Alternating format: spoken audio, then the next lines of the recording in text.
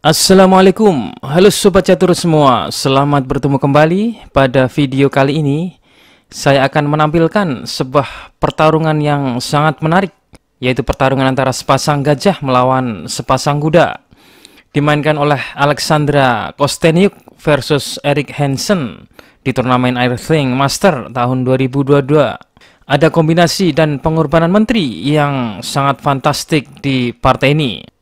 Oke, langsung saja kita lihat partainya yang sangat menarik ini. Oke, Kosteniuk sebagai putih memulai permainan dengan memainkan pion E4.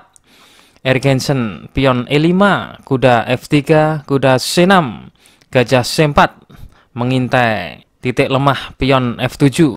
Hitam juga tidak mau kalah, sama-sama menempatkan gajah di sini. Tentu saja dengan ide yang sama, memantau titik lemah pion F2. C3 mempersiapkan dorongan pion D4. Di sini Erik Hansen bermain kuda F6 menyerang pion. Kosteniuk memainkan dorongan pion D4. Pion makan pion, pion makan pion, gajah B4, skak. Oke, dalam posisi ini biasanya putih memblokirnya dengan gajah sehingga hitam tidak memiliki keunggulan tempo. Tapi Kosteniuk bermain lain di luar kewajaran. Kosteniuk menutupnya dengan kuda. Sangat menarik, sepertinya pion ini gratis. Bagaimana jika hitam mengambilnya? Oke, mari kita lihat. Jika kuda makan pion, maka D5, kuda E7, rokade, kali D2, gajah mengambil, putih akan memainkan D6, C kali D6, menteri kali D2, D5, gajah kali D5, rokade, dan benteng ke D1. Putih unggul perkembangan. Putih lebih cepat mengembangkan perwiranya meskipun hitam unggul satu pion. Tapi pion gantung ini akan sulit dipertahankan. Posisinya lemah karena terpisah dari rantai pion. Oke, di partai aslinya hitam menjalankan D5.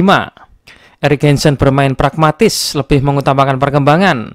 Langkah ini bermaksud merusak struktur pion pusat putih dan membuka perkembangan gajahnya.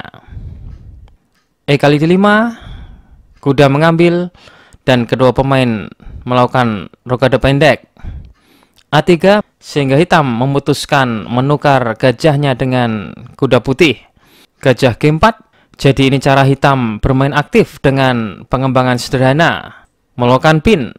Secara tidak langsung datang ancaman kuda ke pion pusat putih. H3, gajah makan kuda, menteri mengambil, menteri mengancam kuda, sehingga hitam merasa perlu untuk menyelamatkan kudanya terlebih dahulu. Kuda mundur ke B6, balik mengancam gajah. Gajah D3, kuda makan pion, sambil mengancam menteri. Menteri mengambil pion B7 dan benteng ke B8. Sekarang penting kemana menteri ini melangkah. Apabila makan pion A7, maka ini adalah sebuah kesalahan karena kuda akan ke F3. Dilanjut menteri makan gajah. Pertahanan putih akan rusak dan serangan balik yang sangat kuat untuk hitam. Karena itulah Kosteniuk memutuskan memundurkan menterinya ke E4, memusatkan kembali menterinya, mengancam mat. Hitam memblokirnya dengan pion F5, menteri E3, C5. Langkah penting karena kuda ini membutuhkan dukungan di pusat, sehingga ia menempati pos ideal di pusat. Pertempuran yang sangat menarik karena sepasang gajah melawan sepasang kuda. Benteng A ke D1. Tentu saja benteng ini memberikan dukungan ke gajah-gajahnya. Kuda D5. Kuda ini terlihat sangat mengancam. Putih merespon dengan gajah C4, memaku kuda. Raja hitam menghindar dari diagonal gajah dan menteri ke E5 menyerang dua kali kuda. Kuda B6 balik mengancam gajah sehingga Kosteniuk menempatkan gajah ini mundur ke belakang. Dan sekarang benteng E8 menyerang menteri, dan menteri makan pion gratis. Kuda A4, dan ternyata pion hitam tidak gratis. Ini kompensasinya, hitam mendapatkan kembali pionnya yang hilang.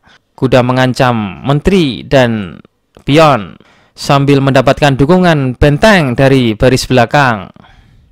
Menteri ke-5, langkah putih ini sedikit pragmatis daripada sekedar memukul pion A7. Kuda kali B2, benteng B1. Posisi sekarang memang bisa saja terjadi pertukaran menteri, tapi di sini hitam menghindarinya dengan memainkan menterinya ke F6. Hitam ingin tetap menjaga posisi tetap kompleks, tetap rumit. Benteng F ke E1 menawarkan pertukaran benteng dan lagi-lagi hitam menolaknya. Sehingga sekarang file E sepenuhnya menjadi milik putih. Sekarang menteri putih ini terancam, sehingga ia menyingkir ke A5. Menteri terpaksa menyingkir ke tepi, menjauh dari pusat pertempuran, tapi dengan tetap menjaga gajahnya dari potensi discover skak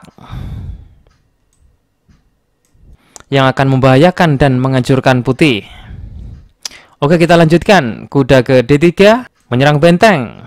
Sepasang kuda ini nampak seperti gurita yang melilit, tapi seberapa kuat ia melilit? Oke, mari kita lihat. Benteng makan benteng dan benteng mengambil. Menteri makan pion A7 menyerang benteng dan mengawasi kuda. Benteng bergerak ke F8. Benteng E3 menyerang kuda. Yang menjadi pertanyaan, seberapa kuat lilitan gurita sepasang kuda ini? Pada dasarnya, kuda di D3 ini posisinya tidak stabil. Dia tidak melekat dan tanpa tautan dengan kuda satunya. Oke, kuda ke C6 menyerang menteri dengan harapan kuda ini kuat karena posisinya dilindungi oleh menterinya. Menteri B7, kuda C5.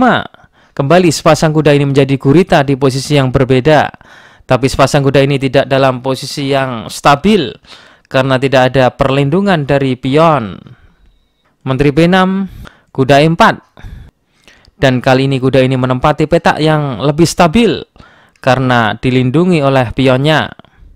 Benteng D3 membela gajah dan mengaktifkan bentengnya melalui file D. Benteng B8 menyerang menteri dan menteri ke C7. Menteri A1 skak terlihat cukup menakutkan. Raja H2, tentu saja kedua pemain dalam posisi krisis waktu karena ini adalah format rapid chess, sehingga tidak heran menghasilkan langkah yang kurang akurat. Disinilah momen genting dalam permainan kali ini. Di sini hitam ada beberapa ancaman. Kuda makan pion F2 misalnya, atau kuda makan gajah, atau menteri makan gajah. Sedangkan putih mengancam makan kuda.